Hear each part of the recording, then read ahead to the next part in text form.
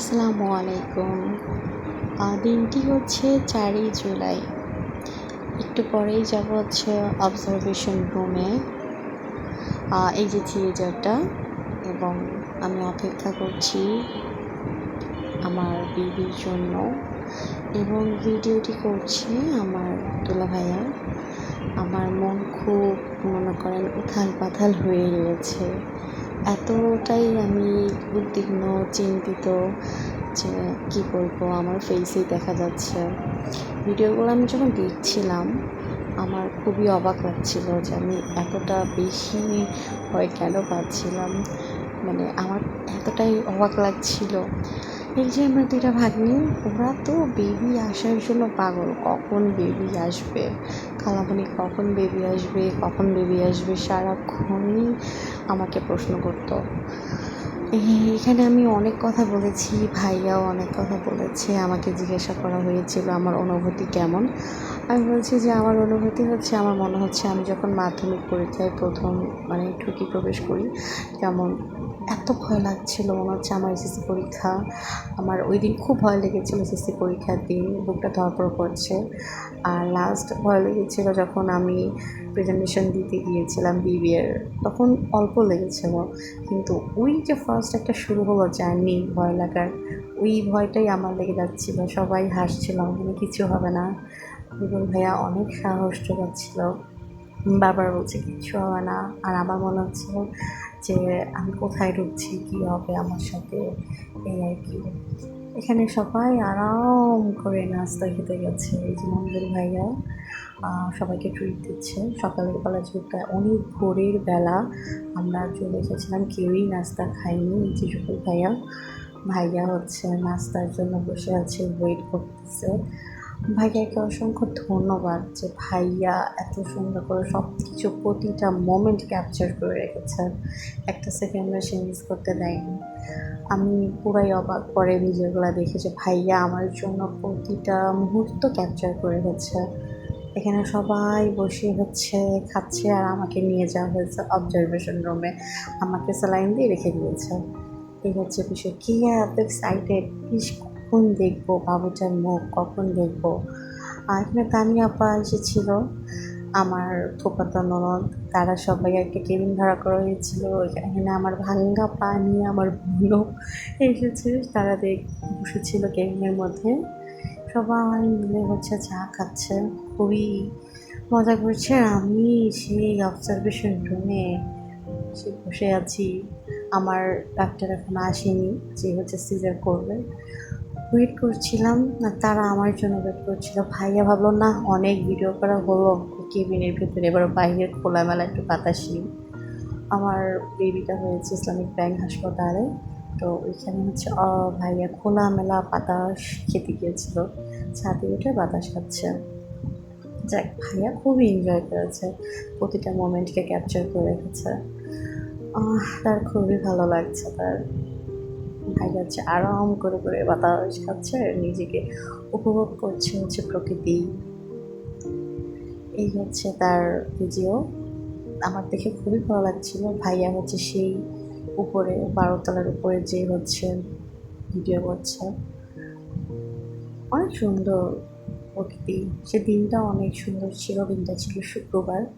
সবাই অনেক আগ্রহ সহকারে বসেছিল। এই তো ভাইয়ার ভিডিও। দেন ওয়েট করতে করতে করতে সেই কাঙ্ক্ষিত সময়টা পার হলো। এই যে আমার বেবি, আমার বেবি হওয়ার পর অক্সিজেন দিচ্ছে। এটা হচ্ছে তার অক্সিজেন দেওয়ার একটা ভিডিও। আমার ডাক্তারটার নাম হচ্ছে সাফিয়া বেগম। তিনি হচ্ছে বাহু থেকে অক্সিজেন রুমে নিয়ে গিয়েছেন। বেবি হওয়ার পরপর সব বেবিকে এখানে একটু অক্সিজেন দেয়। এই তো অক্সিজেনের এখানে কাজ চলছে,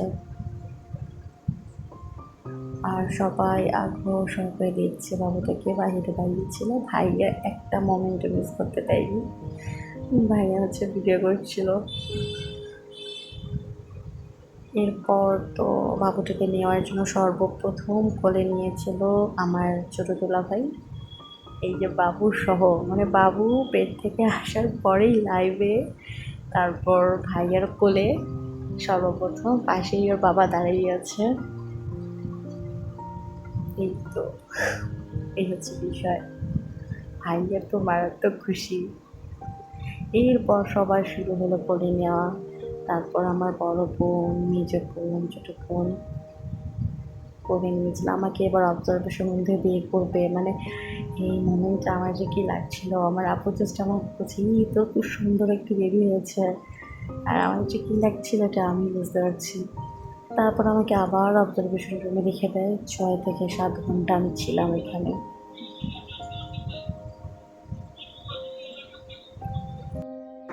এখানে সবাই অপেক্ষা করছে আমার জন্য। উনি হচ্ছে আমার শ্বশুর, তারপরে হচ্ছে আমার দাদি, যার কথা না বললেই নয়, তারপরে আমার মেজ বোন, আমার বড় বোন, বড় দুলা ভাই। তারপর তারা খুব অপেক্ষায় আছে কখন আমাকে বের করা হবে, কখন অপারেশনটা হবে। সবাই খুবই উত্তেজনার মধ্যে আছে, টান টান উত্তেজনা, কখন হবে কখন হবে, এই হচ্ছে বিষয়। আর এই যে এটা হচ্ছে আমার ছোট আপু। আমার আপু তো হঠাৎ করে এসে ভয় পেয়ে গেছে, কী ব্যাপার, নাকের মধ্যে কী লাগানো, যে কী হয়েছে। সে একটুতে একটু ঘাবড়ে যায়, এরকম কেন রাখা হয়েছে। তারপর তাকে বলা হলো যে আমার বাবুকে অক্সিজেন দেওয়া হচ্ছে, ও ঠিক আছে, ও সুস্থ আছে, বাচ্চারা যখন হয় তাকে হচ্ছে অক্সিজেন দেওয়া হয়। তারপর আমাকে বের করা হলো। আমার অবস্থা পুরাই কাহিল। আমার যে কেমন লাগছিল আমি বুঝতে পারছিলাম না। আমাকে বের করানোর পর সবাইকে যখন আমি সামনে পেলাম, দেখলাম, তখন একটা অন্যরকম একটা শান্তি মনের মধ্যে কাজ করছিল। তো আমাকে নিয়ে যাওয়া হচ্ছে, আমার জন্য অপেক্ষা করছে আমার পরিবার। আমাকে নিয়ে যাওয়া হচ্ছে, তখন বাজে রাত 11টা।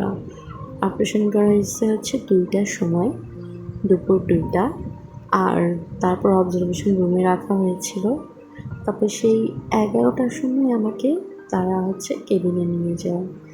ততক্ষণ আমি অবজারভেশন রুমে ছিলাম। যেই অবস্থা তারা করে, অবস্থা হচ্ছে ছেড়ে যায়। তো এই টাইমে আমার যে কী অবস্থা, আমি ভাবছি আমি কি দাঁড়াতে পারবো, আমি কি আর হাঁটতে পারবো, নাকি আমি কখনো হাঁটতে পারবো না। মানে প্রথম মা হওয়ার অনুভূতিটাই অন্যরকম। কেবিন নাম্বার 611, ভিতরে আছি সকলে। তো সবাই ভিতরে আছে, বলছে আপনার একটু সাইড দেন, আপনাকে শোয়ানো হবে। এটা হচ্ছে একটা নাইস কাপল, বলতে পারেন এক প্রকার টম অ্যান্ড জেরি কাপল। একজন আরেকজনকে ছাড়া বাঁচে না, একজন আরেকজনের পরিপূরক। টম অ্যান্ড জেরি কাপল, খুবই কিউট। তারা আমার বেবির জন্য আমাকে বেবিকে দেখতে এসেছিল। এটা হচ্ছে তাদের মেয়ে, তাদের 2 ছেলে 1 মেয়ে। তো তারা আমার বেবিকে দেখতে এসেছিল, এবং আমার বেবির প্রথম গিফটটা হচ্ছে তারাই দিয়েছিল। তো আমার ভাইয়া বেবিকে ভিডিও করছিল, আমার এই যে ভাগ্নি খেয়ামণি। তো বলছিল যে মানে প্রথম গিফট, এটা প্রথম উপহার বেবির জন্য। হিমালয়ের একটা সোপ ছিল, অনেক সুন্দর, এটা আমি সারা জীবন মনে রাখবো। প্রথম যখন আমাকে বেবিকে দেখতে আসে আমার ছোট্ট রাজকন্যার প্রথম উপহার, এটা আমি সারা জীবন মনে রাখবো। দেখেছেন ভাবি কীভাবে ভাইয়াকে ঠিকঠাক করে দিচ্ছে ভিডিও করা হচ্ছে বলে। তারা 2জনই হচ্ছে পুরো টম অ্যান্ড জেরির মতো লাগে। যেমন আমরা টম অ্যান্ড জেরিকে দেখে খুব মজা পাই, তারা খুবই হাসি খুশি, জলি মাইন্ডের। এখানে আমি বলছি না প্লিজ আমাকে ভিডিও করো না, আমি দেখবো, মানে আমার চেহারা নিজে কিছু ওয়েট লাগতেছিল যে আমার ব্যথায় অবস্থা খারাপ। এই যে আমাকে হাঁটানোর ট্রাই করা হচ্ছিল, ওরে আল্লাহ কী যে কষ্ট, আমি নিজে হাঁটতে পারবো না, মানে মনে হচ্ছিল আমি কখনোই হাঁটতে পারবো না, কী যে কষ্ট। অনেক কষ্ট, দূর দান্তে পেরিয়ে যাচ্ছি বাসায়। তো বাবুকে নিয়েছে, আমার হাজবেন্ড হচ্ছে সব কিছু প্যাকিং করেছে। পুরো জার্নিতে যে সবচেয়ে বেশি আমাকে সাপোর্ট দিয়েছে, মেন্টালি সাপোর্ট, এবং অনেক কষ্ট করেছে, তার কথা না বললে নয়, সে হচ্ছে আমার হাজব্যান্ড। সবসময় আমাকে মেন্টালিভাবে সাপোর্ট দেয় এবং আমার পাশে থাকে। আর এই সব কিছু ভিডিও করে রেখেছে হচ্ছে আমার ছোট্ট দুলাভাই, তার কথা না বললেই নয়। তিনি সব কিছু যদি ভিডিও করে না রাখতো তাহলে হয়তো বা এই জার্নিতে আমি আবার দেখতে পেতাম না বা মেমোরাইজ করতে পারতাম না। হয়তো বা আজকে আছি কালকে নেই, তখন থেকে যাবে শুধু এই স্মৃতিগুলো এবং মা হওয়ার এই পুরো জার্নিটা কীভাবে যে সব কিছু A to Z আমার সাথে ঘটেছে সব কিছুই ক্যামেরাতে নজরবন্দি করে রেখেছে তিনি। তাকে তো মানে ধন্যবাদ দিয়ে আমি শেষ করতে পারবো না। আর এটা হচ্ছে ইসলামিক ব্যাংক হাসপাতাল থেকে আমার বাবুকে নিয়ে দাদি গুটি গুটি পায়ে হেঁটে হেঁটে আমার মেজো বোনের বাসায় যাচ্ছিল। তো এই ইসলামিক ব্যাংক হাসপাতাল হচ্ছে মিরপুর 11-তে। তো আমাকেই তো বাবুকে নিয়ে দাঁড়িয়ে আছে, আর ও হচ্ছে ব্যাগ ট্যাগ নিচ্ছে, ভাইয়া হচ্ছে ভিডিও করছে, মানে বলছে টাটা বাই বাই এখানেই পড়ে কেন, তারপর আবার ভিডিও করবো যখন বাসায় আমরা আসছি। মানে আমার এত হাসি পাচ্ছিল যখন আমি এখান থেকে নামছিলাম, ভাইয়া আপনি সবটা শেষ করে ছাড়বেন। ভাইয়া আমাকে কথা দিয়েছিল যে তোমার A to Z ভিডিও আমি করব। আর আমি ভিডিও করতে অনেক ভালোবাসি, আমার সব কিছু ক্যাপচার করে রাখতে খুব ভালো লাগে। এটা হচ্ছে আমার দাদি, উনি খুবই মজা হচ্ছিল বাবুকে নিয়ে। আর আমি হাঁটতে পারছিলাম না, আমার যে কী অবস্থা, আমি বলছি আমি মনে হয় হাঁটতে পারবো না। তার উপর সামনে ক্যামেরা, আমি বলছি ক্যামেরাটা সরাও পরে ভিডিও করো। আমি হাঁটতে পারতেছি না, আমি মনে হয় কখনোই হাঁটতে পারবো না। মানে কী অদ্ভুত বিষয়গুলো ছিল। এই তো। আর যেটা না বললেই নয়, সেটা হচ্ছে পুরো জার্নিতে মানে 3 দিনের জার্নি আমার কাছে সারা জীবন মনে থাকবে। অবশেষে আপার বাসায় চলে আসলাম, পৌঁছে গেলাম। আপুর বাসাতে অনেক কষ্ট করে আমি আপুর রুমে ঢুকছিলাম। আস্তে আস্তে করে সবাই আমার জন্য ওয়েট করছিল। এই যে বাবুকে নিয়ে আমরা রুমে ঢুকছি, এই যে আমার দাদি 1 সেকেন্ডের জন্য বাবুকে ছাড়েনি। গোটা 3 দিন আমার সাথে দাদি ছিল, আর সাপোর্টিং ছিল আমার বোনরা, মেজো আপু, ছোট আপু, বড় আপু সবাই ছিল। তো তারাও আমাকে খুব খুব কষ্ট করে ধরে ধরে নিয়ে যাচ্ছে, তারাও অনেক কষ্ট করেছে আমার জন্য। মানে আমি এই টাইমটা আমার আম্মুকে অনেক মিস করেছি, সে যদি থাকতো অনেক খুশি হতো। তারপর বাকিটা আল্লাহ ভরসা। যাই হোক, অবশেষে আমার গল্পটা শেষ হলো।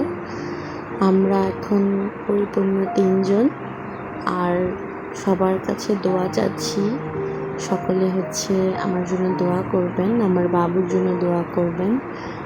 আর আমার ছবি তুলতে খুবই ভালো লাগে, কিছু মেমোরিজ আমি তুলে রেখেছি। ও যখন কান্না করে, ওর হাতে, ওর পায়ে, আমি সব কিছু ছবি তুলে রাখি, আমার কাছে খুবই ভালো লাগে। তো এই হচ্ছে বিষয়, সবাই আমার জন্য দোয়া করবেন, সকলে ভালো থাকবেন। আল্লাহ হাফেজ।